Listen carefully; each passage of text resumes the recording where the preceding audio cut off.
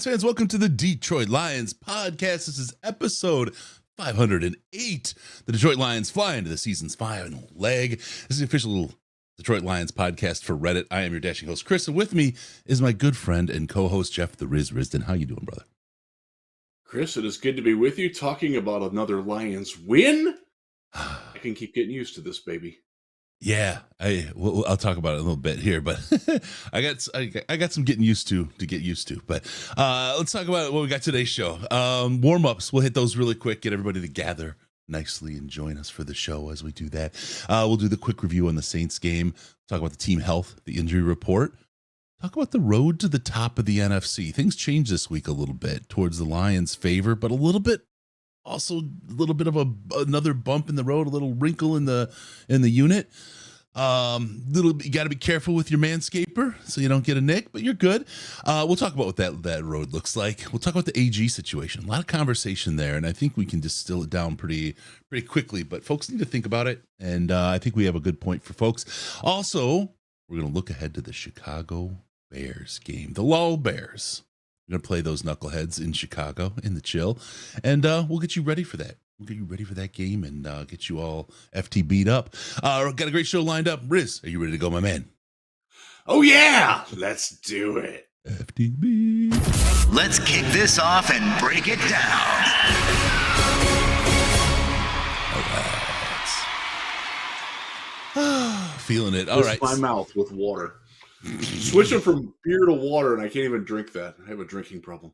Bro, I just so that actually I need to apologize for anyone folks who noticed the post game show. I wasn't up to par. Even today, I'm not 100%. I let's just say I was violently ill. That's probably the easiest way to say it without making people feel bad, because it's close to dinner while we're for the live folks while we're doing this. 15 minutes after we finished the show, after we shut it down on Sunday after the post game, I was just like, and my sides still hurt. It's like it was bad. I haven't had a meal really since Sunday morning. I've been a wreck, some kind of flu.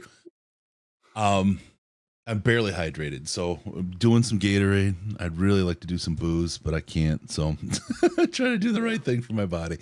So sorry for anyone who just didn't feel it, because we had a win and it was a good win, and I was just not 100% there. So thanks for riding it out with us. We'll do a post game this show this week, this Sunday. I promise, as best as I can promise, I won't be sick. I've got Sandman this week. We'll rock that out with Sandman. Do the post game show after a Lolbears victory. And next week, actually, Riz, I didn't mention this. I'm traveling. I'm not sure if we're going to be able to do a show during the week. Just so you know, I've got to go to that stank hole called Philly, but hopefully I can crap all over that town like the Lions are going to. So. Wow. All right. Oh, Philly in the winter is just a great place to be. Yeah, I know. Yeah. All right. Let's get into this. Let's talk about some warm-ups. And I've got an interesting little factoid for you, Mr. Risden. Uniform choices. This is for the deep fans, the fans that are into the deep analytics about football, understanding when to go on fourth down, when the choices are made for you by the statistics. In this case, we found out that this year, when the Detroit Lions jerseys and pants match, they win. When they are mismatched, they lose. This makes the choice for the rest of the season and through the Super Bowl obvious. And like I said, this is for you analytics folks. I'm here with you with the numbers for you, because we like to work with the data. Here you go, Riz. So, like, the all whites, I know they're unbeaten.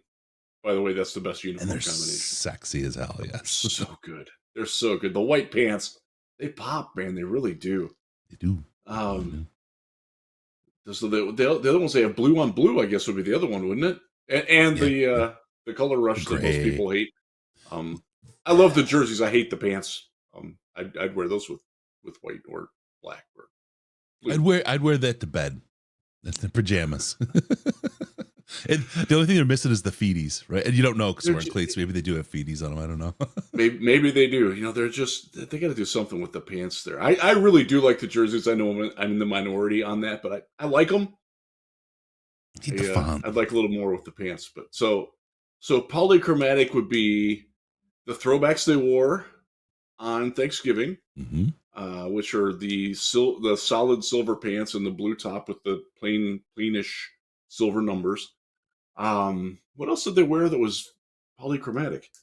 Baltimore, they wore white white blue? tops, white and blue. Yep. And what was the other game they lost? Seattle. Seattle was white and blue too. No.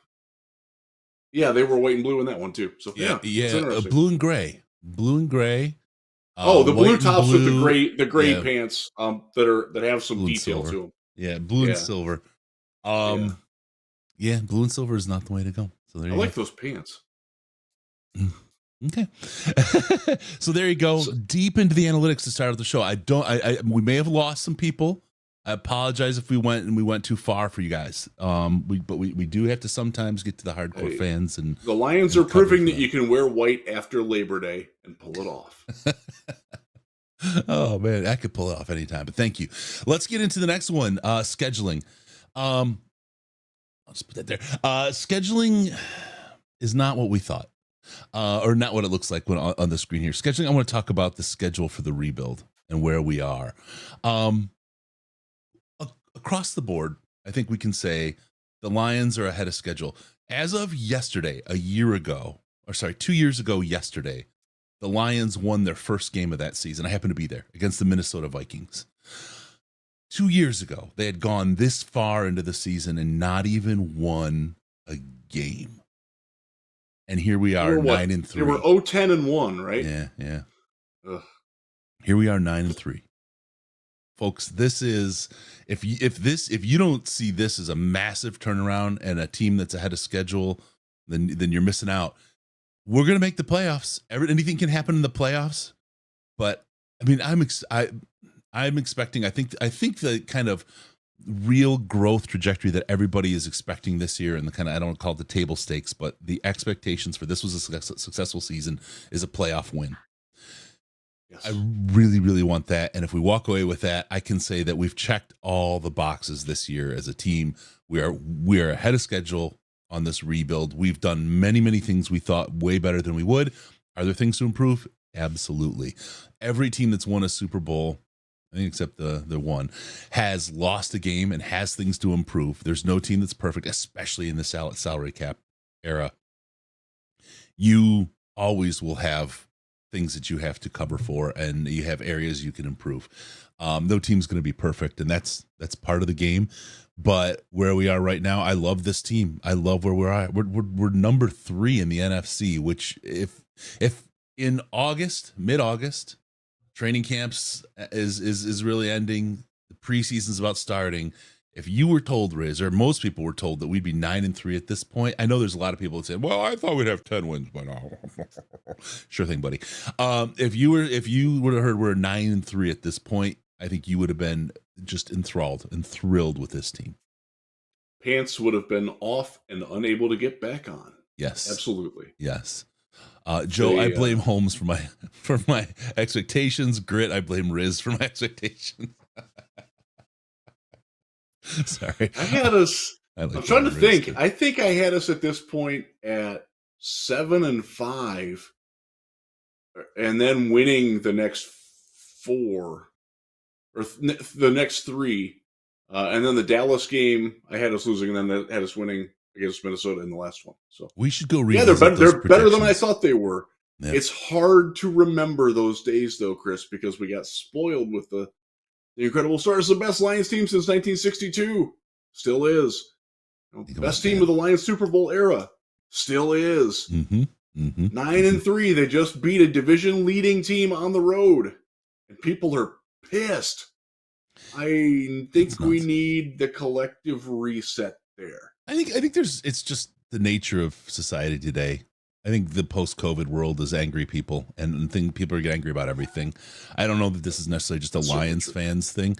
We just come from a place, and I think there's a lot of things, and just try to be better. Just try to be better. We're better people. Detroit's a better place. We want it all. We want it now. I keep saying the people in Detroit and the city of Detroit is a different place. The people are better. This is a great opportunity just to be better. So there you go. That's the Lions are ahead of schedule. I'm feeling good about what we got, and we're good to go. Just feeling very good about it. I love it. Yeah. Really quick, we're 9-3 too, but our past 3 defensive performances harbinger of what's to come. I think people could have said that in Seattle, and we were 1-1, and we're now 9-3. So I'm not worried about it. By the way, our defense is better than Seattle's. It's also better than Philly's.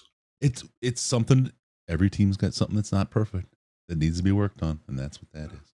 By the way, as I've said before, and I'll say it again, defense does win championships, but it does not win games in January. There you go. You have to outscore the opponent. You have to be able to score more points than the opponent. That's how you win in January. This team can do that. That one game in February is where defense comes into play, though. That's true. That's fair.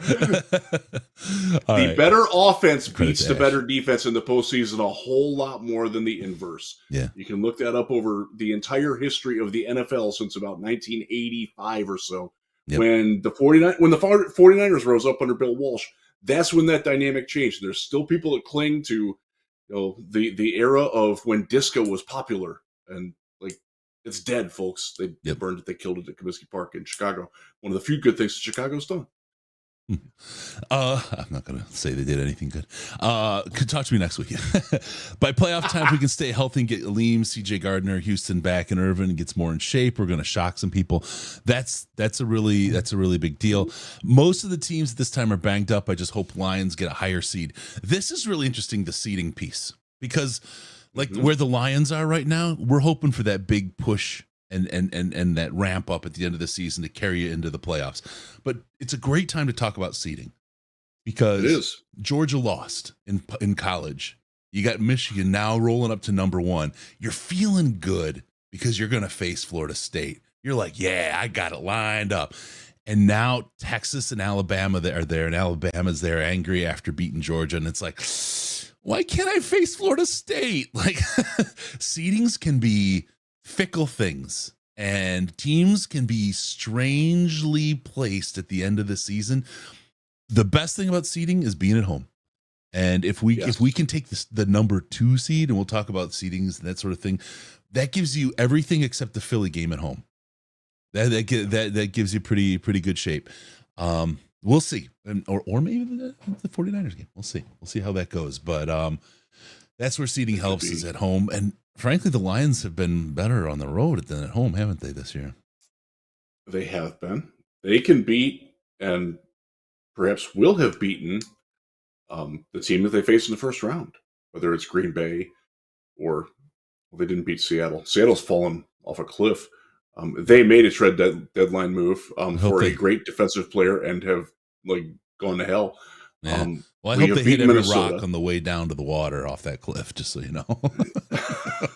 So one of the interesting things is, what do you root for? And we talked about this in the podcast Slack channel, the smartest chat on the Lions internet. And one of the things that is a very real potential possibility is that the Lions will be the 2 seed, and the Los Angeles Rams and Matthew Stafford would be the 7 seed. And the first playoff game in Ford Field history would be Matthew Stafford leading another team into Ford Field. To lose and again. All the Lions, Rams, the Detroit Rams fans who bought all the damn shirts and everything and still listen to Kelly Stafford's podcast, y'all are going to have to make a choice once and for all. Well, I'll tell you what, that's going to be crazy. Just the storylines that lead into that game. The NFL wants that so bad. Goodell is just doing the hand rub. He's like, whoa. He wants that more than anything he's ever wanted in his life. So we'll see. It would make a heck of a story. Yeah, it would be fun. It would be fun. Because normally that would be that would be the least sexy game of that first weekend. Because it's Detroit. I mean, yeah, we're kind of the national sweethearts, but that buzz has faded a little bit. And the Rams, they just won. It's nice, but they're sort of at the end of their line, or at least it looks that way. They're not Dallas. They're not Philadelphia. They're not Kansas City. They're not Baltimore. They're not, well, it's Philly, the 49ers, and Dallas that I'm the most terrified of, right?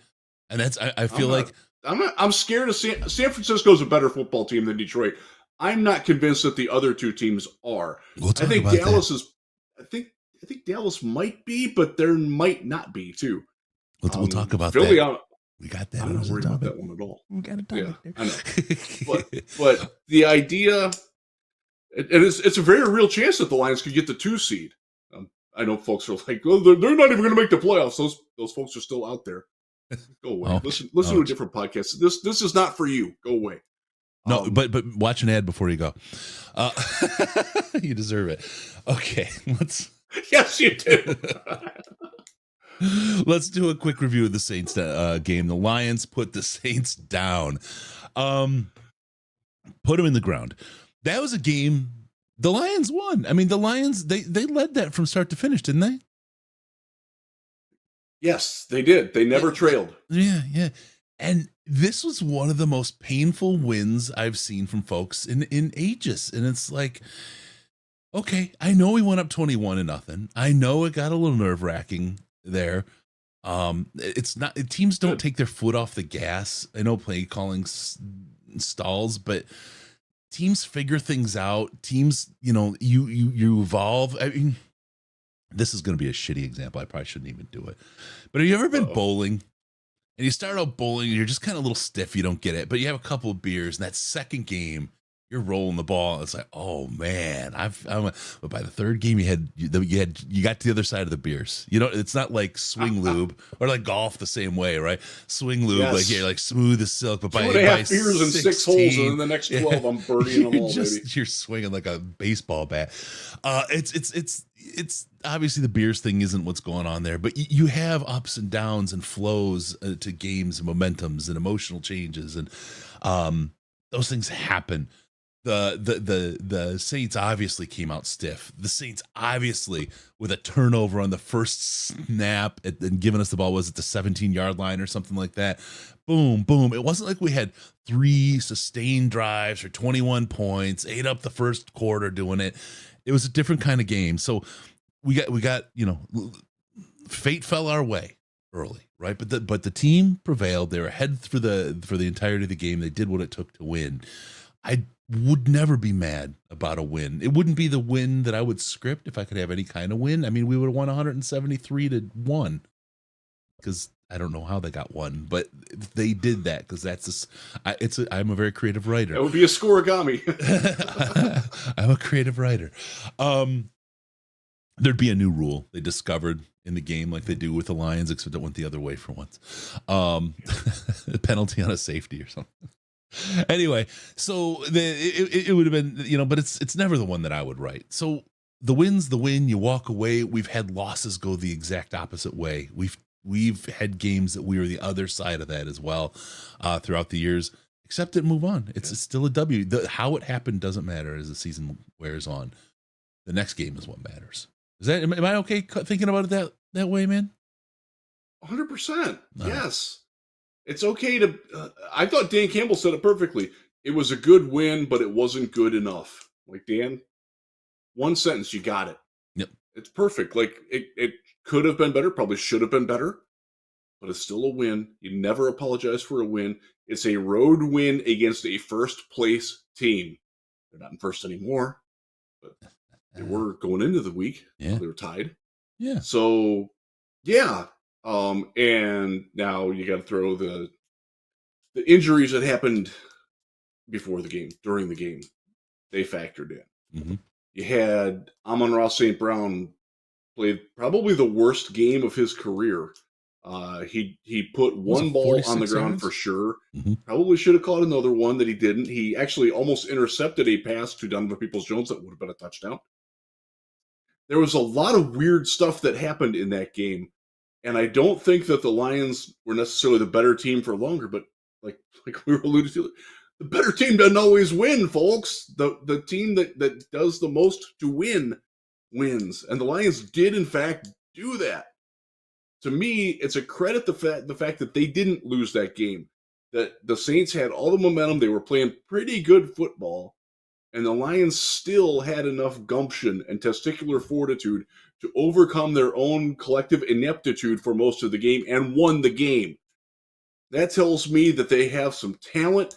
They have some just gravitas to win. They believed. They never lost the faith in themselves. As I tell you, a whole lot of fans did, based on the social media timelines that I was on Sunday. They didn't fall victim to that. They stood. They actually played really, really well in like the last 4 drives of the game. I think that gets lost because everybody wants to focus on the 45 minutes between the first 7 and the last 5 where New Orleans kicked our ass. And they did. Yep. They did. I tell you, they didn't win. This is something I've heard, and this is one of those narratives that's starting to stick that may not it may not be foundationally true.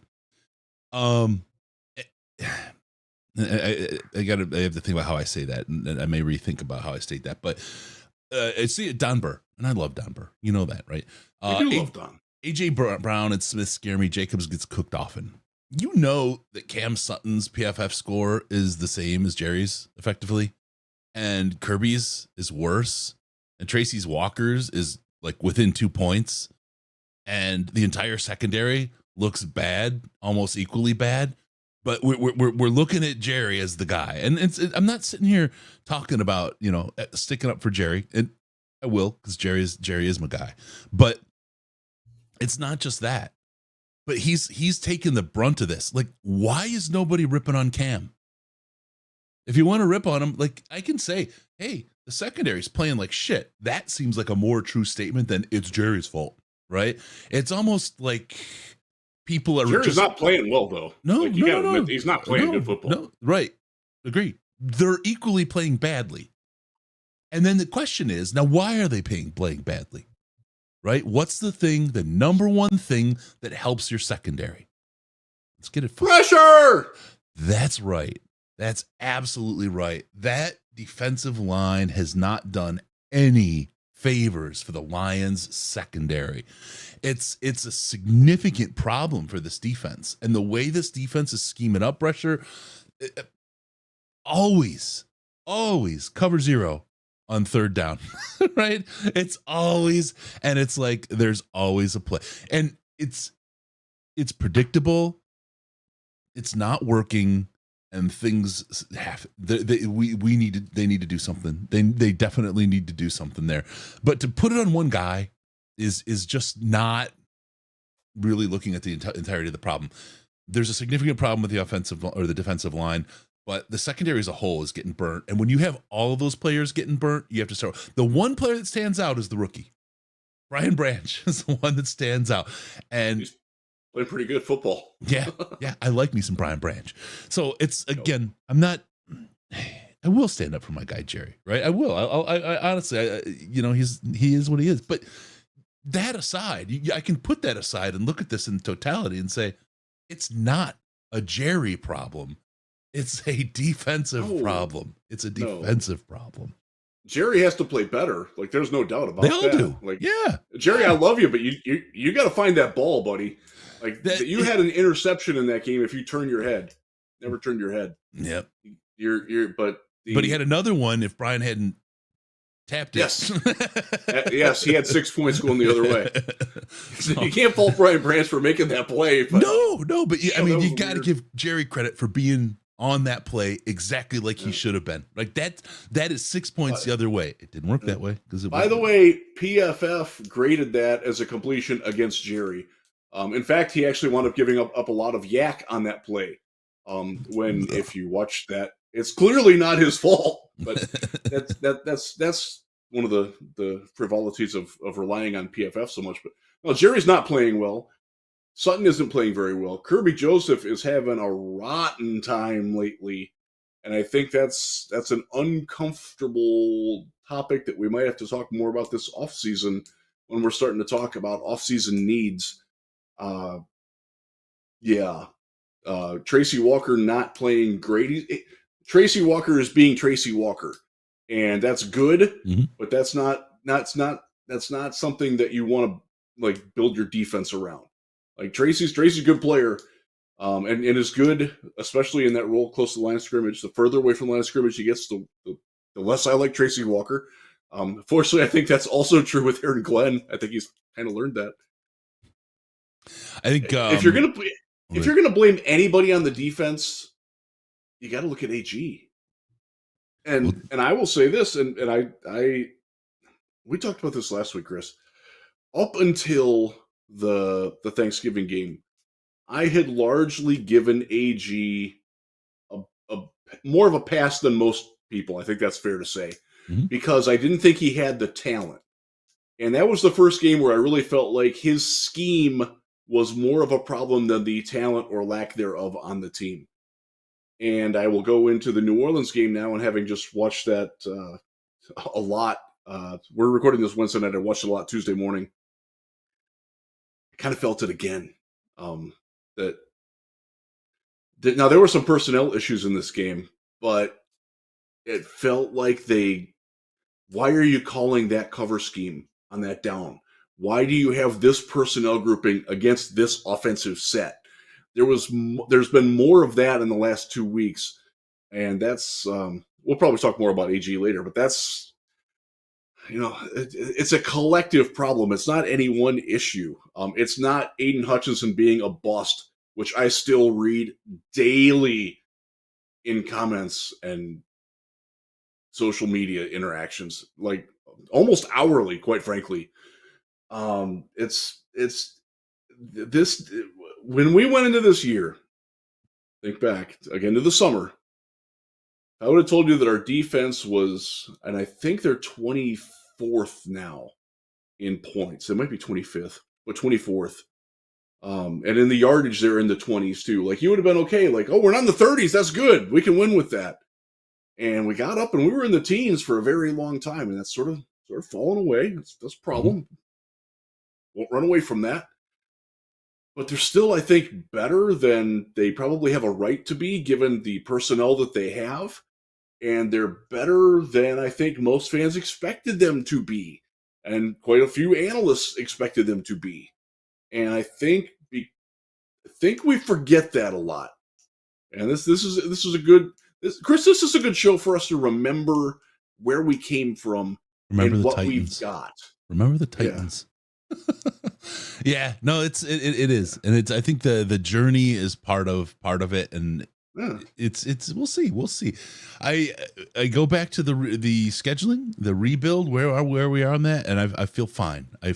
We'll see in the rear view, and we'll do a post-mortem on the season, and I think we'll get a better feel for where things are at. But I mean, if you think about it, I mean, the first 2 games, you want to talk about a whipsaw. We beat the Chiefs. We were in the Super Bowl. We lost to the Seahawks. We were freaking bottom. We were never going to win another game for 100 years. That's true, right? I mean, and we had almost 2 weeks of that. It'll be fun. It's going to be a fun ride. It's going to be fun to look back on. And the one thing that I just keep saying is, this is the best team since in my lifetime. This is the best this team has done. Anyone that wants to shit on it, go ahead. It's probably best in your lifetime too. You've never seen the good football this good, so I don't know if you even know what good football looks like. I'm just going to enjoy the ride as a fan and know that I'm probably watching someone else in the Super Bowl, but that's okay, because one day soon it'll be us. That's that. Really quick, I'm going to go to the offensive side of the ball, talk a little bit about that, and then we can go to the injury report, because that'll probably be the one, we get to the trenches that'll lead us into that. I do want to compliment Jared Goff, who's played some bad football recently, but this game, Frank Ragnow going down, he was under pressure the majority of the game, and the poise that he showed, right?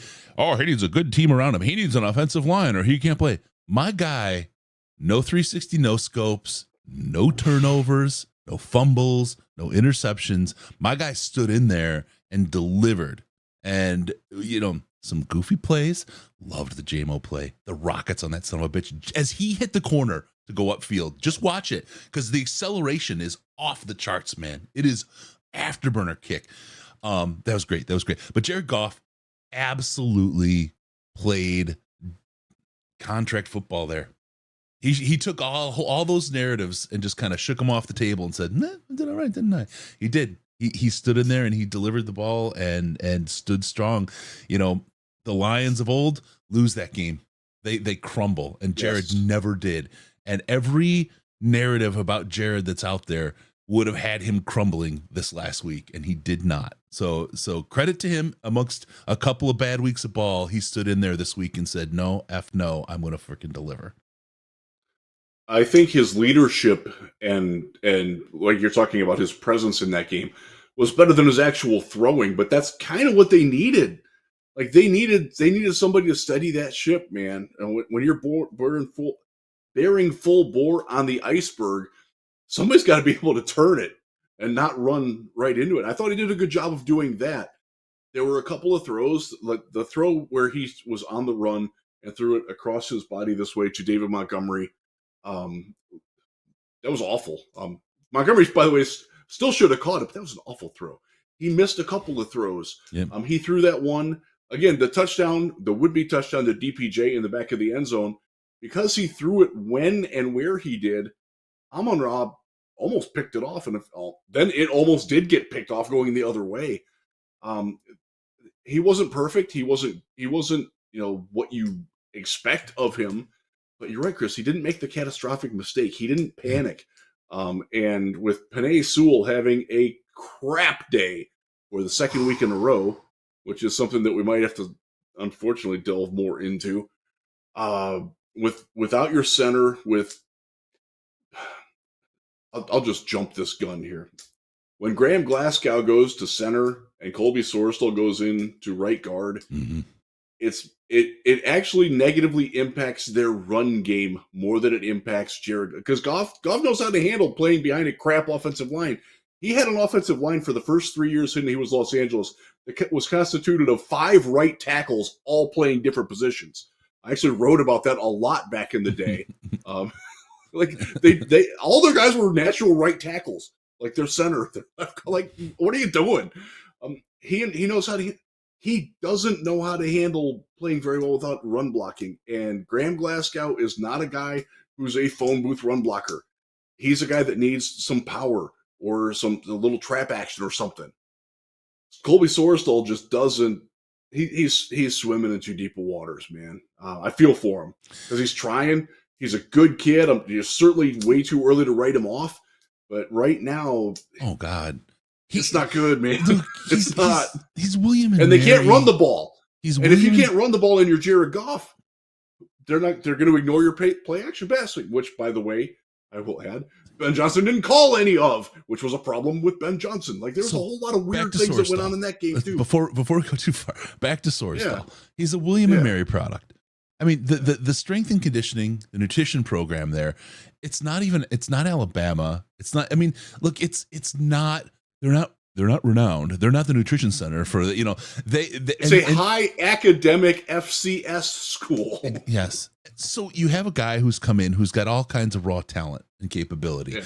We've seen this. We saw Evan. Geez, why am I blanking? Evan Brown. Thank you. We saw Evan come up to speed very, very well under Hank, and it was very much, I'm sure, a project like that. I don't think anyone really expected they were going to throw Colby out like they did. His first week, he did pretty good. That he had to play. Yeah. Oh no, sorry, not the first week. The first week it wasn't good. Then it was a couple games off, and then he came back the first of this stretch here, and he came in, and he did pretty good. He hasn't done really well since, and it's tough, right? The kid's young. He's playing. I mean, and it's a patchwork line. I mean, you got Graham Glasgow playing. Roll the dice at what interior line spot he's going to play. Right? Is it going to be left guard? Is it going to be right guard? Is it going to be center? What's going on? That's just been a crap show. And Sorsdal's played left guard and right guard. He's played 2 offensive line positions, which doesn't help his development in his youth as well. I think Colby, he's a tackle. You're going to see my guy grow year over year. I guarantee it. I guarantee an offseason for him is going to be super, super helpful.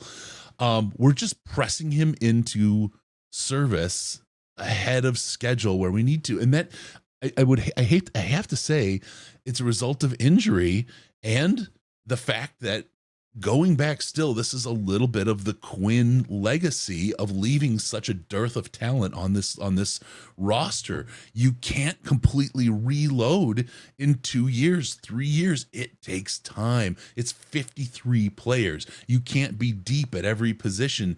You don't even have starters at most, right?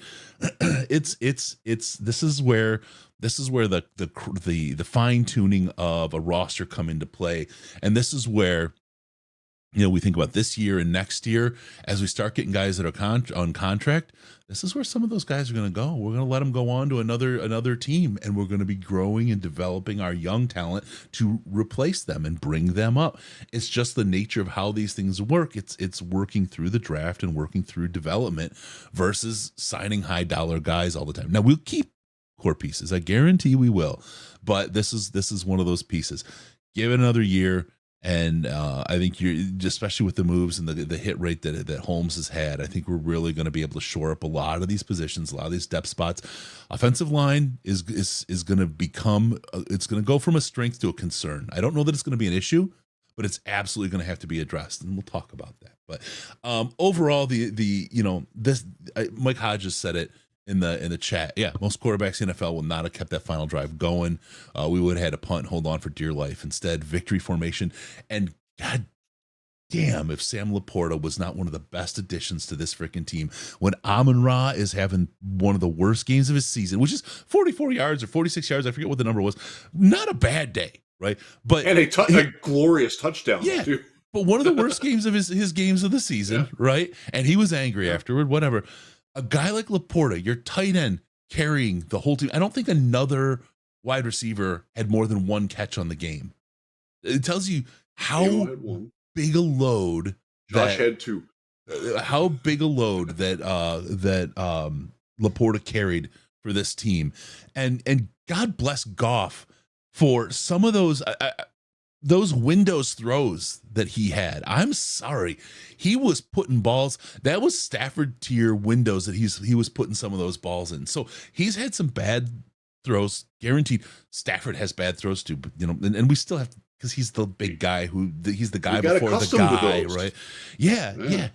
I'm there's some real good here. There's a lot of really good here on a team that's 9-3. A lot of people are throwing in the towel and negative, but no, New Orleans isn't a bad team, right? And it's the NFL, and we'll talk about some of the things that people are the expectations, and they're taking these short-term results and extrapolating long-term potential out of them. We'll talk about what that means. But overall, good victory. It goes in the W column. You move on an away game in a tough stadium to play in. By the way, New Orleans is not an easy stadium to play in. They walked away with the dub. And now they're heading into their only outdoor game since, what was it, October? Since the Baltimore, since Green Bay. Yeah, Baltimore's outdoors. Yeah. Since Baltimore, the only outdoor game since Baltimore, probably the only cold game this season, which works in their favor. But the cold this game, it's going to be a cold weekend. We'll talk about that. Works against them, but they take the dub and they move on and they stay in the hunt for the NFC. So good work to the Detroit Lions. Good play. There was some pain that came out of it though, and we'll get into that here. The injury and depth chart. Detroit Lions lost some guys, some important guys, and I'd like to start with the interior defensive line because it's just been such a giant question mark. I do want to just give a shout out to Bruce Irvin. I forgot to mention that during the game piece. I know, look, it wasn't legal. It would have been fine 5 years ago. It was a hell of a hit. You got to let go. You can't carry him down like that. Did affect the outcome of the game. I think it definitely had an impact on it. But if he can play like that without the penalty part, that's a pretty good ad. That's a pretty good pickup. If we can get something without the penalty, right? If we can get that out of him, I'm really feeling good about that one. So, okay. He brought some juice, man. I was pleasantly surprised that he had what he had. He won. I don't trust PFF or ESPN's pass rush win rate because I don't think that their definition of a win is, first of all, it's not consistent between the two of them, and second, I don't think that it's consistent with what happens on the field.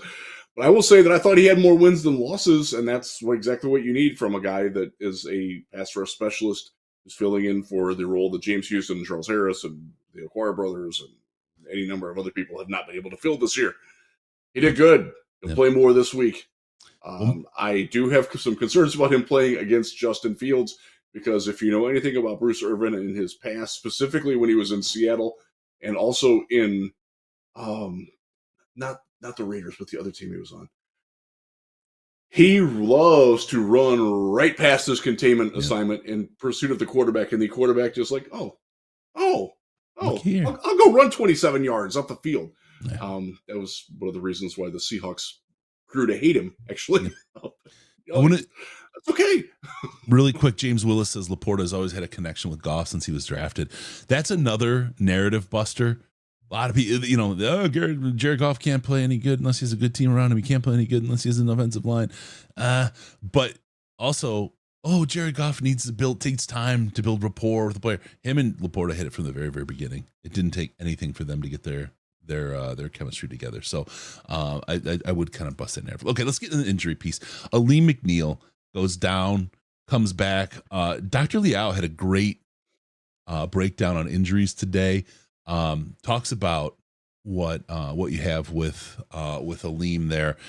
Soft brace on the knee, came back and looks like he agitated, and then he hit IR. Riz, is it over? Are we done with Alim till next year? I hope not. 4 weeks. My understanding is that it's a 4 to 6 week injury. There are 5 weeks left in the regular season. They do have the ability to still bring him back. I think they have. I forgot. Schlitt knows how many people they can still bring back. I forgot. But he can come back. Let's hope he does, because we really need him. Yep. Because he is far and away the best interior defensive line presence in Detroit. I dare say he's the only one that belongs in the NFL right now, and that's not good, because now we're left with Benito Jones being your best defensive tackle. Yeah. It's a guy that Miami cut. Like, that's not good. Yeah. AJ, thanks for the super chat, man. Appreciate you very, very much. The thing that's frustrating is we play way too much zone when we're excelling at pressing a man. Too often when New Orleans was in 22 personnel, we had 4 defenders at the second level doing nothing.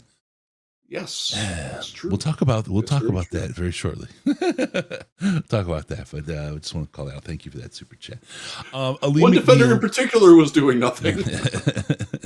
Alim McNeil being out is a massive blow. Is a massive blow to this team. He's been playing wonderfully this year. It was funny earlier in the season, in retrospect, when people were saying, give that man a steak. Obviously, you can't go to a vegetarian diet. You can't lose weight when you play that. But then you don't know. All those GMs left. They're gone. Don't not talk about that anymore. But he's hurt. He's a big hit for this team, and I believe he will be back by the playoffs is the word. But not good. What about Bugs, Riz? Will we press Bugs will people overcome their personal issues for the team? All right. Let's lump two together here, because I'm a little pressed for time tonight. Mm-hmm. I know I haven't shown that, but I do have to go get my daughter at some point tonight.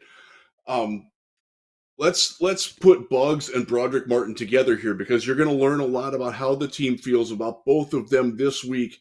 Because if one of them is a healthy scratch this week, they gone. And I know Broderick Martin's a third-round rookie. If he can't get on the field in this situation, they're already done with him. Like, they know it's just not there. Because one of the things that we've seen from this team is they will let youngsters struggle and go through it. But if they don't even think that he can get through the struggle part, that's really, really bad. Like we love Broderick. I liked what I saw from him this summer, being in Allen Park. I watched him in the preseason. Like, there were things to like about Broderick Martin. There were certainly things that he had to work on. He told us specifically pad level was one of them. My understanding from practices is that's still a problem for him. But his ability to penetrate is the closest that they will get to having what Alim could do. I'm not saying that he can do what Alim did, but I'm saying if you're looking for a defensive interior presence who can get into the backfield and maybe scare a quarterback once or twice in the game, Broderick's literally the only guy who's going to do that. Now, if it's Bugs that's sitting, and they have to do so. First off, they have to do something with Quentin Bohanna, because he can't play again unless they add him to the 53-man roster, because he's been elevated 3 weeks in a row. If you've been elevated 3 times, you can't play again unless you're on the roster. So they would have to make a roster move somewhere. It doesn't look like they're doing that. And the fact that they called up Kendall Vildor, a cornerback where they have 1 or 2 healthy scratches every week, doesn't look good for Bugs Yeah. or Bohanna. So you're going to learn a lot about how they feel about Isaiah Bugs and or Broderick Martin this weekend by just who's active. Say you may learn a bit about the coaches. We'll find out more about what's going on. But if it's a personal thing instead of a play thing, why these guys aren't playing these weeks, that doesn't bode well for the coaches that are making these decisions. I'm just gonna put that out there right now. So more to come on that. Alim McNeil injury. One thing to remember, they do have a new defensive line coach this year. This was something that we talked about a lot on the Huge Show when I was in with Bill this week. I'm not sold that John Scott is working out as a defensive line coach. I'm not sold that he's cut from the same cloth that Brad and Dan are, and that Kelvin and Duker are. I wonder what's going to happen with that, because it doesn't feel like the developmental bent that most of this coaching staff has, the teachers who are on this staff, he doesn't feel like one of them, because who on that defensive line, other than Alim, who took it upon himself to get in much better physical condition, who of those guys is playing better in 2023 than they were in 2022? Yeah. And that's something to consider. Yep. But with Bugs, I will refer folks who are belly aching about Bugs like being great and not playing. Go read a piece that Mike Payton wrote at A to Z Sports, where he very nicely documented how Isaiah Bugs played when he did play, and I think you'll think a little bit differently. And I don't always agree with Mike. I love Mike. I don't always agree with him. I thought he did a bang up job on that, and it opened my eyes a little bit, because I kind of had bought into a little bit of the legend of Bugs too. And he showed me some light. So thanks, Mike. So next one we want to talk about, which is a big one, and I'm gonna explore something with folks here. Frank Ragnow goes down. Yeah. Knee. You saw that shot. Hopefully, hoping it was just like a contusion on the calf or something, but it sounds like a knee. By the way, watch Dr. Liao's video, because he does a great job explaining everything, including compartment syndrome, which I had heard of, but I didn't know what it was. So thank you, Dr. Liao. So yeah, for sure. So Rags goes down. Let's just really quick. Ragnow has an inoperable toe injury that, to make go away, is likely going to need to lose a toe, which is not something he's going to do while he's playing. He's got a back thing going on, right? Yes. It's been nagging in there all season, and now this knee issue. I just want to put something out there, okay? If I'm Rags, just take with it whatever you want. If I'm Rags, I might actually start thinking about what retirement feels like. Because if you think about it, everyone's just like, he's going to sign a contract. Everyone, because he's a beast. But nobody's thought about, what if he decides to retire? I mean, the toe thing is a big deal, right? And it's something he's going to have to take care of after the game. But if you think about his values and how he lives and what he needs to live, right? Frank Ragnow is not a guy that needs a $10 million mansion, is not a guy that's used to having caviar served on a Gulf Stream. Frank Ragnow is a guy that he's a Grizzly Man, outdoors. That's what he's happy doing. I don't want to put any bad uglies out there. I don't want to do that. But I'm certain that it's something that's being contemplated right now. I hope not. I love him, but if there's any upside to that kind of a thought, it's you could re-sign Jonah. It makes re-signing Decker easier. Like, it makes some of that stuff easier, and you just have to draft really well. But just it's something people haven't talked about. It's an absolute potential reality that the Lions may have to deal with. But this third injury now that he's dealing with, and the fact, he's a tough ass. There is no tougher man in the trenches, and I will fight me. There is no tougher guy that will play through injury than Frank Ragnow. Some of the stuff I've heard about them forcing him to sit The trainer saying, no, you can't. And he's like, IDGAF. That it happened this year. He was like, I can play. F you. And the coaches are like, no, we're making you sit the week before the bye. And you'll be fine. You have a risk of re-injuring yourself and missing a lot of time, or sit for a week and hit the bye and you'll be 100% again. Like he's ready to chew kneecaps. He's a beast, man. But these things hit you. These things kind of make you think. And as a guy, as anyone, you start thinking about, you get older. Folks don't even think about this, man. Especially like sports fans generally. Guys in their 20s. That's the number one demographic, right? They're not thinking about retirement. They're putting money in a 401k. Like, I don't know if I'm ever going to get anything out of this, right? But when you start thinking about things like retirement, you're like, what's your number? What do you need to live? What do you need? For a guy like Ragnow, he's there. He's there. And so now what's life like at that point? Do you want to retire? Like, people think, do I want to retire at 50? Do I want to retire at 55? Am I ever going to be able to retire at all? Social Security will never be there when I'm there. I'm going to work till I die. Like, there's all of these different scenarios that everybody has to deal with that are very individual, right? Right now, I think Frank is probably having that conversation with himself because, and I think part of it is because he's so competitive and wants to play so bad, and this shit is tearing him up. And I think, and I'm not saying he is, so don't get this wrong, but I feel like he thinks he's letting the team down, and that is not who Frank Ragnow is. I would just say that it's not unprecedented. I wrote a couple names down, flashed them up there. And I can hear the people like, oh, it's not. Nobody would ever accuse Jack Lambert of being a pussy. Nobody would ever accuse Patrick Willis of not giving everything he had. Because for my money, he is the best linebacker of the 21st century. Better than Ray Lewis. Better than anybody else you want to say. That guy was an impactful player. He walked away because of the exact same toe injury in his prime. Yeah. Frank turns 28 in May. I looked it up. That's what I was doing on the computer there. Mm-hmm. I think Patrick Willis was 27 when he left. Like, at some point, you get tired of not feeling right, of like, God, toe just killing me today.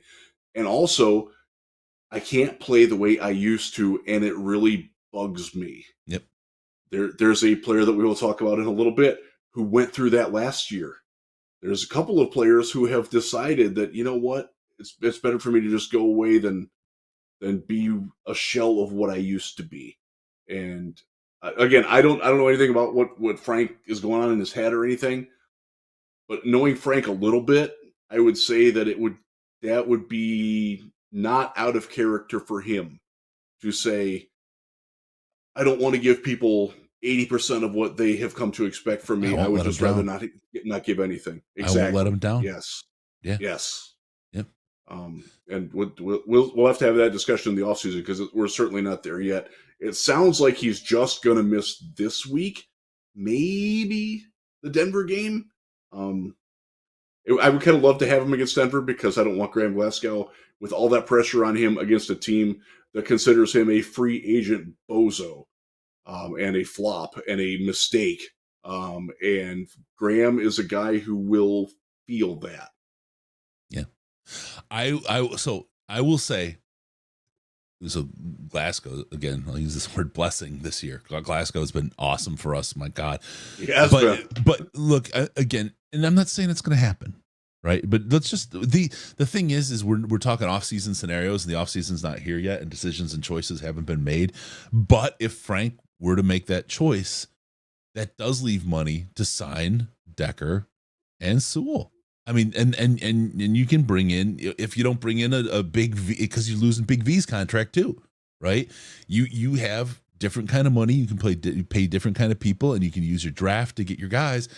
You can start making some changes. You can start, you can still have a good line. There's an evolution that happens, but Hank's tanks are there's gonna be a refitting this year, and it stinks. It stinks. But these guys, these were good. These were really, really good guys. I like these guys. So I would wish that they would get back healthy again because I'll just jump into this, Chris, because again I'm pressed for time. But Penei Sewell needs to trust the guy to his left.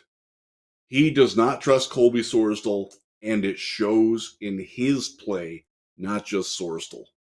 So they've got to get something where it's stabilized there because Penei the last 2 weeks has not been close to the Penei that we've come to expect. I never thought I would see him crawling, trying to block a guy after that guy beat him. And I saw that. I saw him give up a sack to Zach Bond. Like, nothing against Zach. Like, I kind of liked him in the draft. Like, I think he was like my 103rd or 4th player. Penei Sewell should not be getting beat by Zach Bond multiple times in a game, and he did.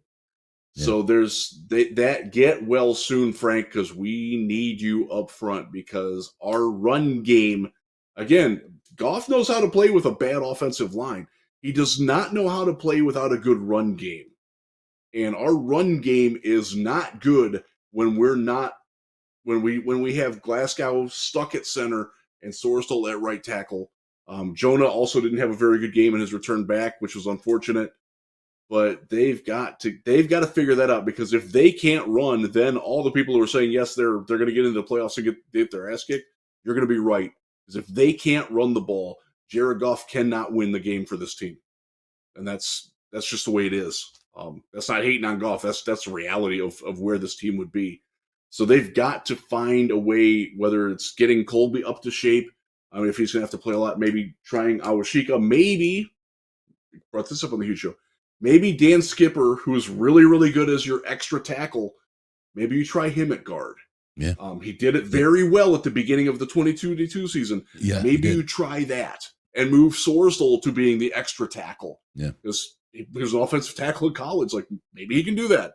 Yep. Those are things that they have to think about in this season. And then at the end of the season is when you go to Frank, and if you're Ray Agnew and Brad Holmes, you go to him and say, hey, bud, talk to us. Mm-hmm. Where are you at? We need to know. Yeah. Like, now we need to know. Go away for a weekend. Go on a fishing. Go up to Alaska. Go fishing for a week. Come back and let us know. And I think that's fair, and I kind of hope that happens. And let's not forget, Skips is fire for this offense. He's out there. He almost got in a fight again this week. Love it. I love the fire. But all right, last one I want to talk about, James Houston. Interesting conversation about him, the potential him returning. That and then Dr. Liao's analysis. This is where my head's at, just hearing these things and trying to piece these things together, because it seems like he's pretty certain he's coming back. Houston is. Yes. Yeah. If he does, I have a feeling he's going to play right side exclusively, at least for the first game or two of the playoffs, if he's there for that. And again, this Dr. Liao's video today is, got both him and Ash's telestrator stuff. That Ash's was brilliant today. Fire. He was spitting. It was freaking awesome. But he illustrates the flex of the ankle playing the two sides, the inside flex versus the outside flex, the ankle. The right side it's going to be on an exclusive play for Houston, which means then you have Hutch either left side exclusively, or he starts playing a little bit of interior line, or they stunt him a little or whatever. But just to get James and allow him to play, Houston out there to be able to play and not re-injure that, because it's the bone's healed. That's great. But if you've ever had a cast, especially when you're a kid, you get your cast for 6 weeks, your arm gets out, it looks like a bone next to your regular, because there's no muscles, right? The muscles have atrophied, and all the work that has to go into building that back. It took forever for you as a kid who was an active little monkey to get your arm back, but you weren't a pro athlete. Like, to try to get to that level again is significant. So I'm not saying it's impossible. I'm not saying James Houston isn't dedicated. I'm saying that is a big freaking hill to climb. If he does it, my God, man, power to him, because that's big. That's big. I'm going to set my expectations basically where I said playoffs, right side only. if he does anything other than that or anything more than that, bow down, man. More power to you, James Houston, and your dedication to your body, because wow, that's incredible to be able to come back from something like that. Yeah, and I think the mechanism that he talked about of how Houston wins as a pass rusher plays into that too. He's not a guy who's going to win with counter moves. He's a guy who beats you off the snap and then angles in and flattens his tack to the quarterback. That's what he's got. He's very good at that. He's kind of one note, but that one note is sweet. If that one note starts to go sharp or flat instead of true, probably not getting the James Houston that you want. One of the biggest instruments for that note is his ankle. That's right. Yeah. All right, there we go. That's the team health and injury report. We'll get going, and yeah, absolutely, Mike. We need that attacker right now. So, all right, let's get to the next one, and we go to the road to the. Oh, please donate to stjude.org. My band. Yes, stjude.org/DLP. Got the season for St. Jude. We have some items we're going to put up at. We're going to auction. I'm not sure how yet. There's a whole level of effort and cost actually associated with auctioning these things. So to figure out how to do this, we got to get to 20,000 because we want to watch Riz suffer through some Steve Miller Band. Because I'll tell you, I've seen it. He has a visceral response. It popped on in Mobile one year at a bar, and he left. He fucking left. He didn't pay his bill. I had to fucking pay for him. I mean, he paid me back. That's not true. But I did in fact get up and leave the restaurant. Yeah. It just gone. And it was with Riz is generally a pretty not soft spoken, but whatever. He's a clean speeched kind of guy, right? Yeah. The words that came out of his mouth, I mean, you might as well have thought it was me on a little bit of a drink. He was not. No, it's no. This will be absolutely enjoyable watching him suffer. It's always fun to watch Jeff suffer, and help us get there. Go to stjude.org/DLP. I don't know, Riz. I'm sorry. It's at your expense. Get there. Help us get to the $20,000 mark. We appreciate you and appreciate all you can help us raise for St. Jude as we continue to help that wonderful. At least let me pick the Steve Miller Band war crime that I have to listen to. Crime. His music is a crime against humanity. It really is. It's the worst level of music. I would rather listen to opera. We're gonna do it for a whole show because I think I figured out how I can pump it with just my voice and that into your headset, so that you have to, in order to hear me, you have to hear that. So we're gonna know you're hearing it, and it's gonna go just for the entirety of the show. Technology sucks sometimes. I'm of a German heritage. We have a nature. I should have been in the CIA. All right, MK Ultra. I could have run that shit. All right. Oh wait, one quick thing on St. Jude. Have you seen the ad with the dude who was a St. Jude survivor when he was like a kid, and he's now like 75? I think his name is Doug. It's really uplifting, man, because that's what we're doing this for, is for people to live and have great lives out of it. Yep. That ad really honestly hits home for me. The first time I saw it, I sort of teared up. I'm like, this is why we're doing that. This is why Chris loves St. Jude so much. This is why it's important to us. So please give if you can. I know it's a trying time. This time of year, there's a lot of added expenses, but those are there for cancer patients too, and they will appreciate it. A couple notes here. Mike Hodges says "Abracadabra Baby," that's definitely one you're going to listen to. And I agree. I know. You hit the two that are the worst. Oh my God, they're in my head now. Oh boy, that's great. Oh man. Okay. Let's get rocking and rolling. Let's get to the road to the top of the NFC. I want to start though, not just the NFC as a whole. Let's talk about the NFC North, because the Detroit Lions have the Green Bay Packers have a big victory over the Kansas City Chiefs, and now you look at their schedule, and they're going to win out the rest of the season. It's done. It's foregone. They're gonna have 11 wins. Green Bay. Green Bay is winning out. That's RELAX, man. They're gonna run the table. 11 wins. We need at least 2 more because they're going to have 11, Riz. So that's so. Oh my God. So let's just right there. They're the Detroit winning Lions. Out. Okay. The Detroit Lions beat the Kansas City Chiefs. And we're going to win the Super Bowl, and then lost the Seahawks. So we're going to be an absolute failure. We needed a new coach. I mean, some people were actually suggesting that Campbell wasn't the guy after the Seattle game. They were all over AG. The NFC North is ours to lose. Let's just calm down, folks. This is all kind. Thank you. It's Ben. Thank you. $100 to St. Jude. Ben Kivella. Thank you very much. Takes us to 17,998.69. Oh, sweet. They do have they have a pretty manageable schedule. They'll drop one. Yeah. Sure. They I will say this, when they play at Carolina on Christmas Eve, Bryce Young might not be playing that game, and that means that Carolina would have a chance to win. Yes. Because Andy Dalton is a lot better than him. And they could be rallying to get their assistant coach their job. Weird things happen late in the year. They're beating the Giants. The Giants it's a bad football team. Yeah. Tampa Bay can beat them. They can. Yeah, they can. I don't know if they will, but they can. Yeah. Last 2 games at Minnesota and Chicago, division games, one of those on the road.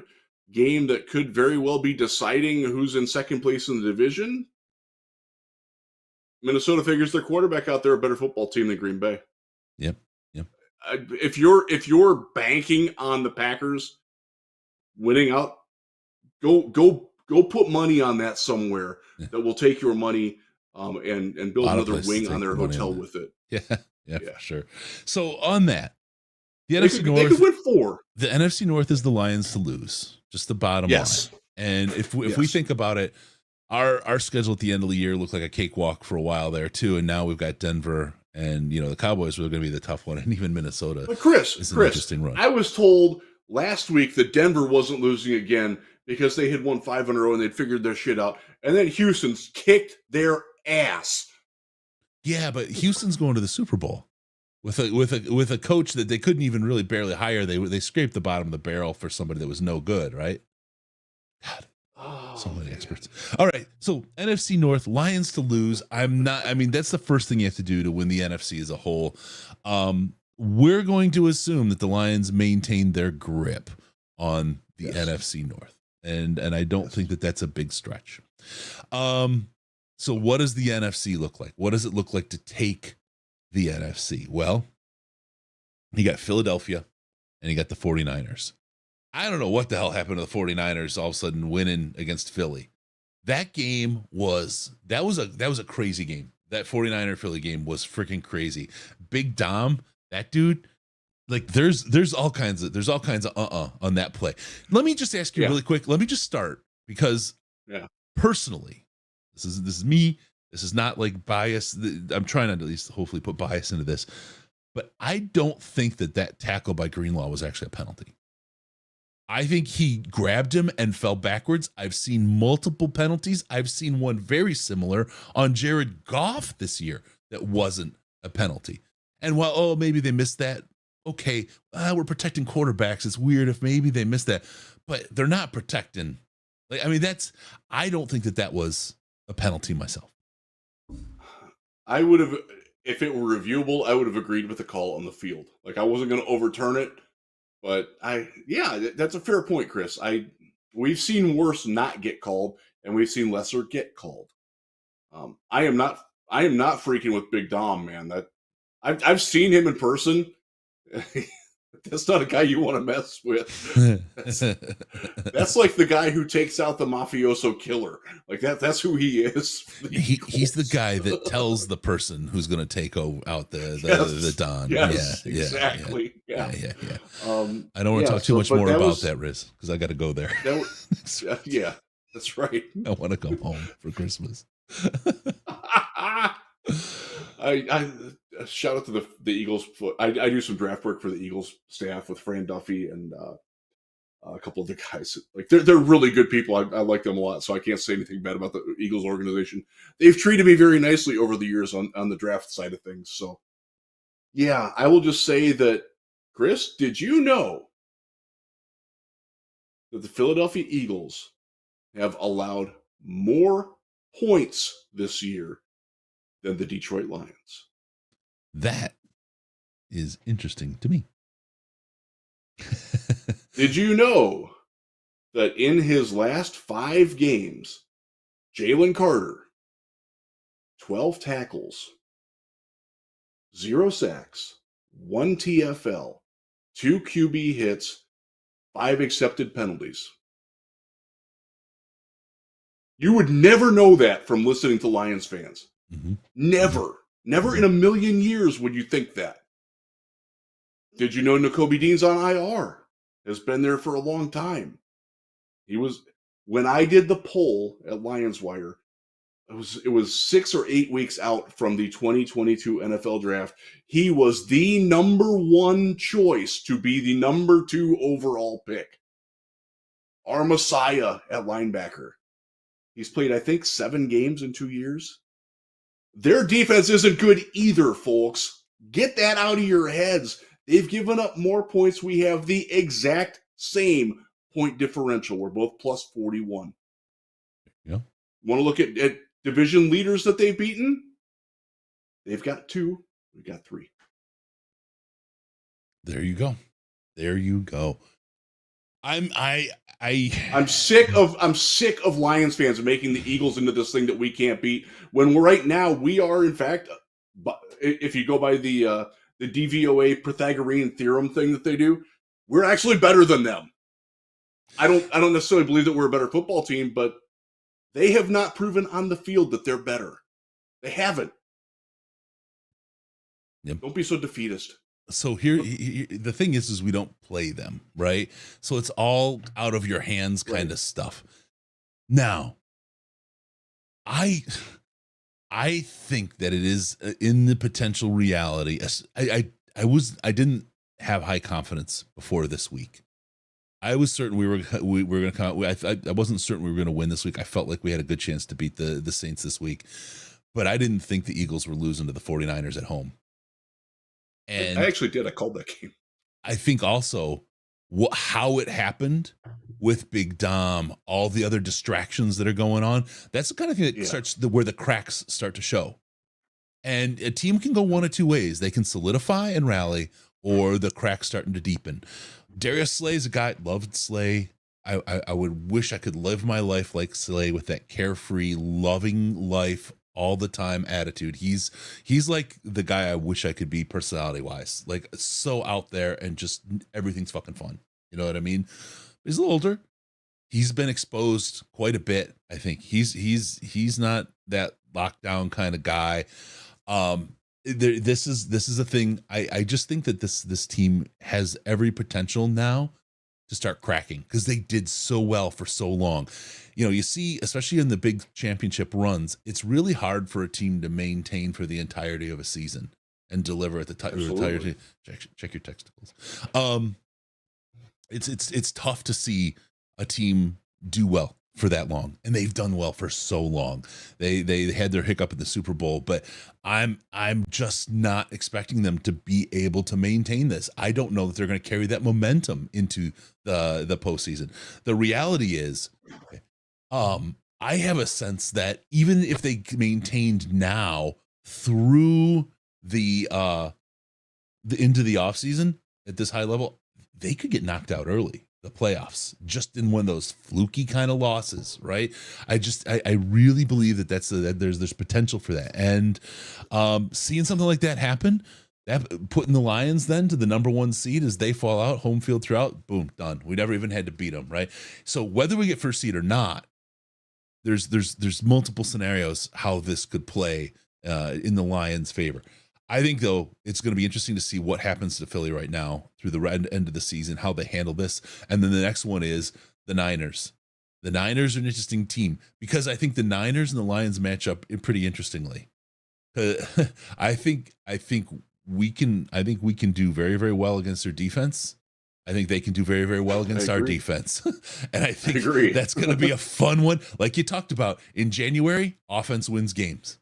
And you have 2 teams where offenses have the chance to win the games. So it's going to be a crazy ride. We'll see how that goes. But the road to the top of the NFC, definitely Detroit is a player in this. And it's not because we're playing these guys heads to head. It's just how these things could potentially play out with the schedules and the way these teams are where they're at right now and how they're made up. There is quite a bit of parallel between the 2023 Philadelphia Eagles and the 2020 Pittsburgh Steelers, who were the last team that year to lose. They were 10-0. They finished 13-3. And then in the COVID year, they lost at home to Cleveland and Baker Mayfield while their head coach was locked in his basement with COVID. Like, that's one of the reasons why I'm a huge believer that any team in the postseason can beat any other team in the postseason. San Francisco's a better football team than us. That doesn't mean that they'll beat us. I would expect them to beat us. Doesn't mean they will. And in Detroit, if we can get them in Detroit, it could be in Detroit. Yeah. No, they're going to be the number one seed because they're barring another weird injury to Brock Purdy. I think they're pretty set as being number one. We could be 2. We could be 3. Dallas could be 2. Dallas could be that game that we play against Dallas in a couple of weeks. Could very well be for the 2 seed. Dude, to see Dallas step ahead in the division over Philadelphia would be crazy. That would be crazy. It could happen. Okay. So, road to the top of the NFC. There you go. There's a quick breakdown of what could happen. Really quick, we'll get to the next topic. By the way, Philly at Dallas on Sunday. Yeah, that's a good watch. That'll be a good watch. The Aaron Glenn situation. And this is the quote I wrote down when I wrote it. The dumbest fucking thing I've heard is fire him. Straight up. I'm sorry.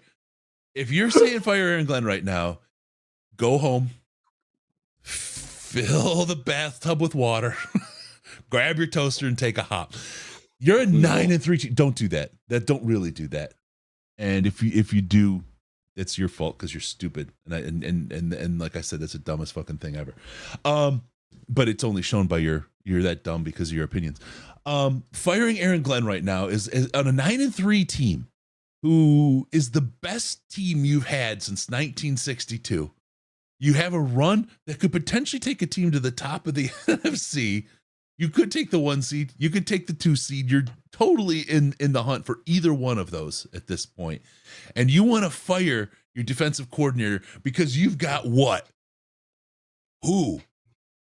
Where's the improvement? Got a better defense than Philly. Where's the guy that's going to take you to the Super Bowl now and put you over the top? Who's the guy you're hiring? Is Wilkes knocking on your door? What are you doing? Like, what the hell kind of idea is that? Like, there's a saying. You go to war with the army you got. This is the army we got. Nobody in August, I don't want to say nobody, everyone was hoping, but nobody was honestly saying and predicting the Lions were going to win the Super Bowl. Nobody was. We're 9-3. You'd have been pants free, whipping it off in the streets if you would have been told you would be 9-3. Okay? You'd have been flipping and enjoying it. It's where we are. It's who we've got. We've got to play it out. Season's over. Potential choice. It's total option, right? We'll have more data. We'll have smart things to say. Somebody I saw say, "This is if we don't fire him, then it's obviously a Coach Campbell problem." No, maybe after the season, but not now. Don't fire anybody now. After the season, unless they pull a Coombs, are off.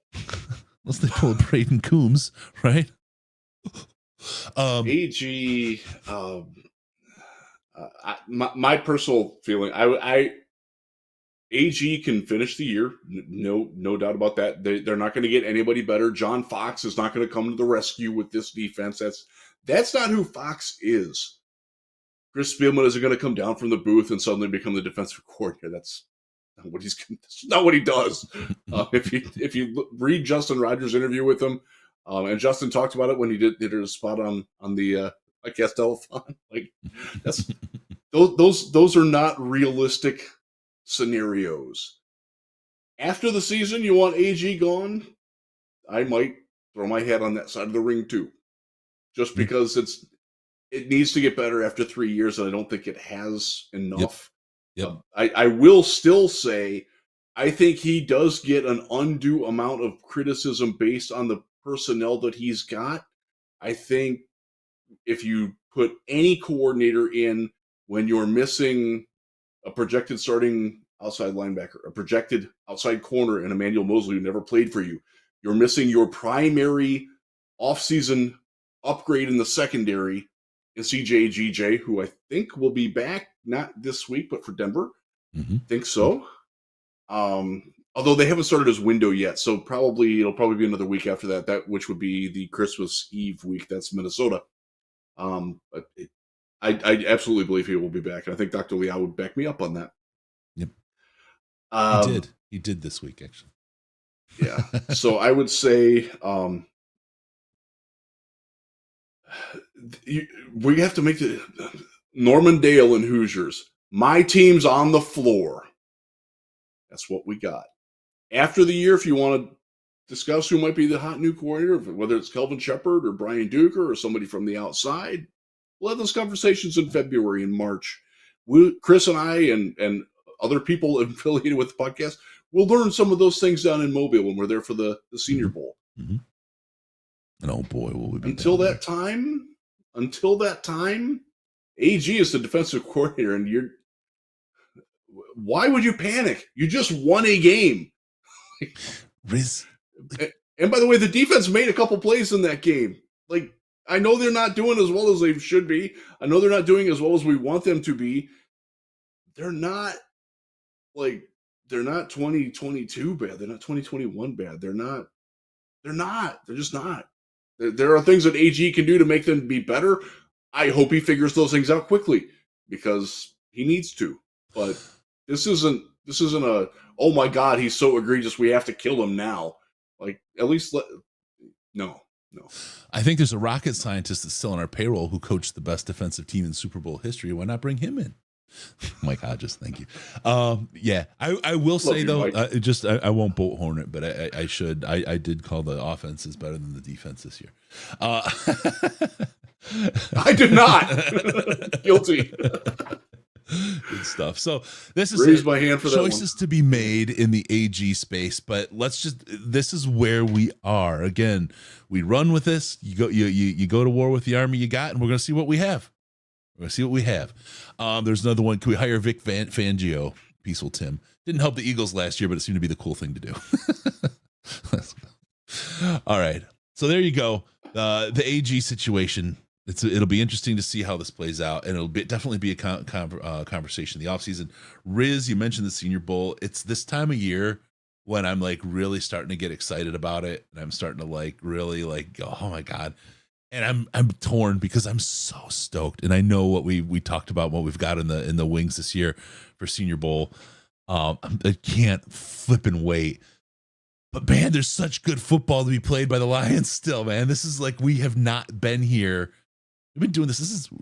We're in our 9th year. We've done this 8 years into our 9th year now, and we've never been to this point at the Senior Bowl where there's a chance we could be playing that weekend. So crazy. I'm so stoked and confused. All right. This will be my 14th Senior Bowl, 14th or 15th. Only once have I ever had to change planes. And trips down there. It was the 2017 Texans, the year that they won a playoff game where Ode Abuche was their best offensive lineman. Because that game was on the Sunday of the week, and I was supposed to go down Saturday, and I had to leave Sunday night instead. That's the only time I've ever had to reschedule for playoff purposes. Now this year, it's later. It coincides with championship weekend. If I have to do that because the Lions are in the championship game, hell yeah, man! I'll be happy to pay Delta my fee. $350 to change my plane. Here you go. Yeah. I'm good. On the AG thing, people are talking about, Kelvin Shepard as his replacement. I love Kelvin. I think he's a great dude, and I think he has huge potential. I'll say though, I think that the Lions, after going with AG, I think they're going to go for a pedigree person in that role, and I think that they can draw pedigree just because of where they are as a team, as a contender. And again, the people that join are like, I'm the guy that can push this team over the edge. I'm the guy who's gonna, there's always ego in Jim all these Schwartz positions. in Cleveland did that this year. Yep. There's always ego in these positions. And now you're looking at a team and you're like, I'm the guy that can do that. Right. But you're also going to be looking at, hey, they got Aiden Hutchinson. I want to coach that guy. Yeah. I can work with that. But never forget, you're also the guy that can break it. That doesn't happen.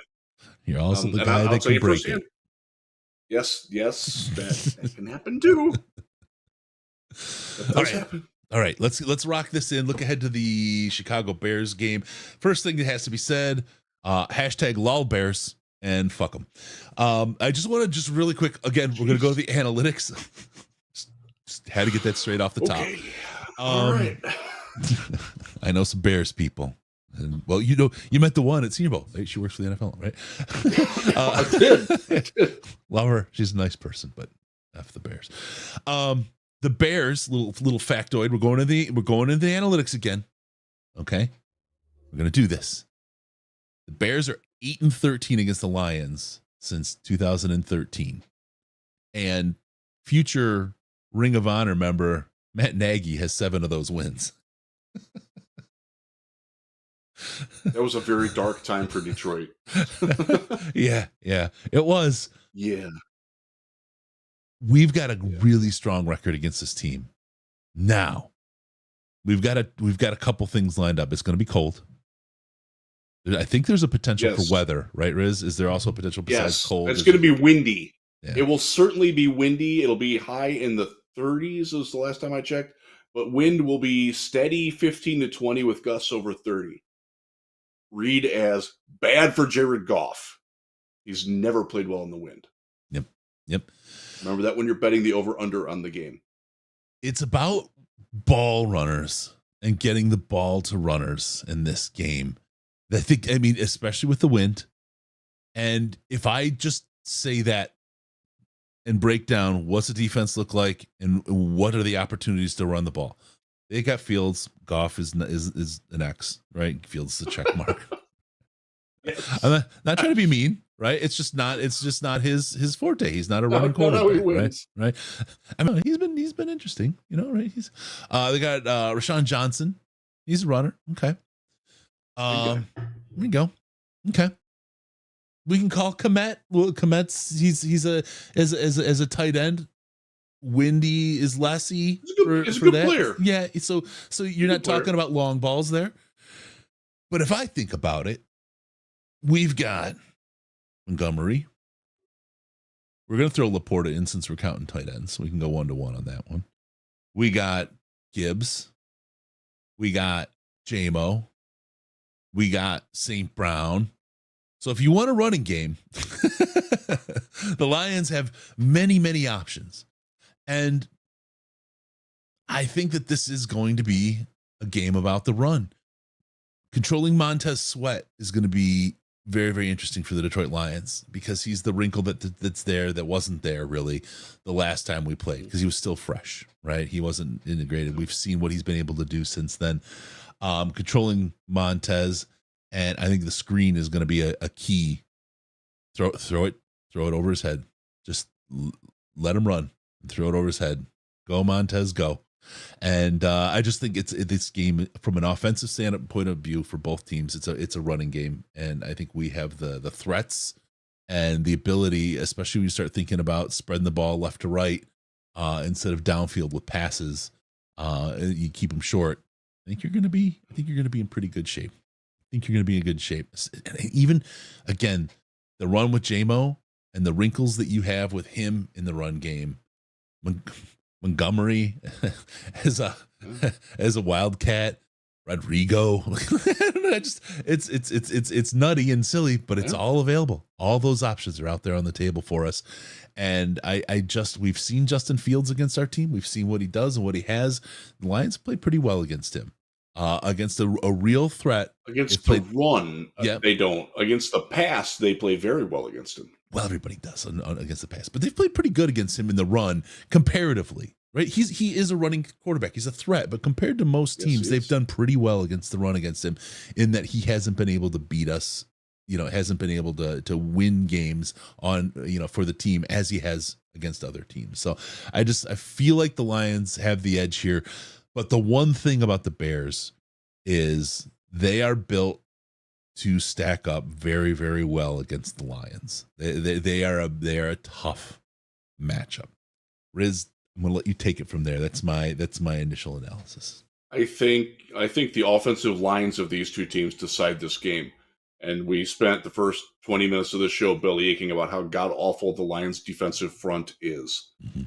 That's not good against Chicago when they know they have to run. I'm not sure that either quarterback is going to throw for more than 150 yards in this game. I think it's going to be a trench warfare type of situation. Their offensive line has gotten better. They're not great, but they're not as awful as they have been. They present some issues there. They really do, on both sides of the ball. Their linebackers are really stinking good, and it bugs me. Now they paid for it. Mm-hmm. They paid through the nose for it, and it's one of the reasons why their secondary isn't very good. One of the reasons why Jalen Johnson, their best and probably only NFL corner, could very well be in Detroit next year because they cannot afford to keep him because they paid their linebackers. So there's means to an end there. I worry that it's going to come down to a field goal. And while I don't trust their kicker, I also don't trust ours. Now, I will say one of my takeaways from New Orleans was that Dave Phipp got his special teams back together. They were magnificent. Germ won the NFC Special Teams Player of the Week. Great point. He earned it.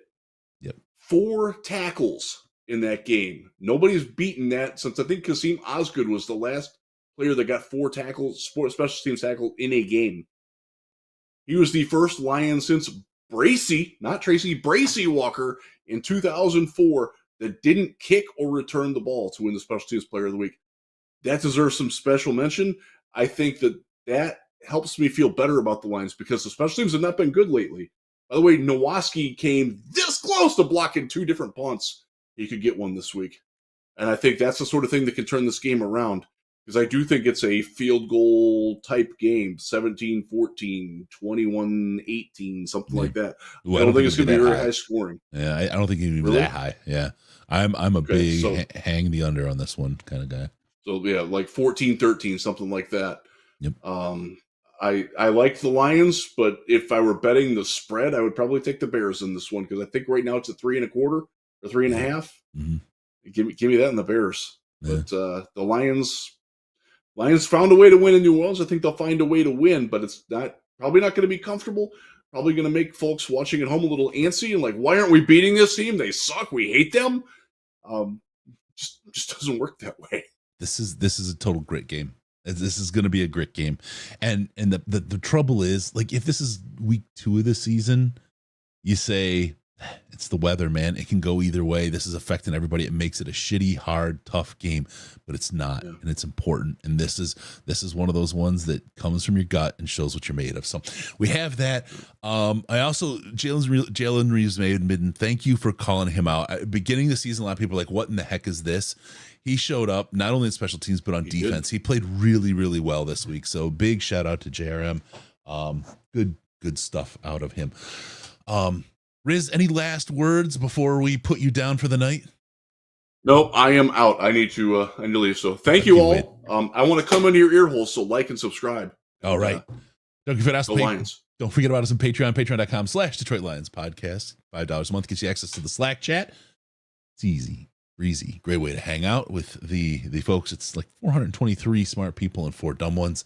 And it's a great place to talk Lions, especially in the off season. It's worth every bit of it. Also follow us on Twitter at DET Lions Pod. DET Lions Podcast is the best place to see us pants free, hanging out. It's all the show notes, what's happening, when it's happening, and you get to know all the good stuff, all the stuff that comes out. Definitely check out Ash's stuff today. His Telestrator work, his breakdown. It's fantastic.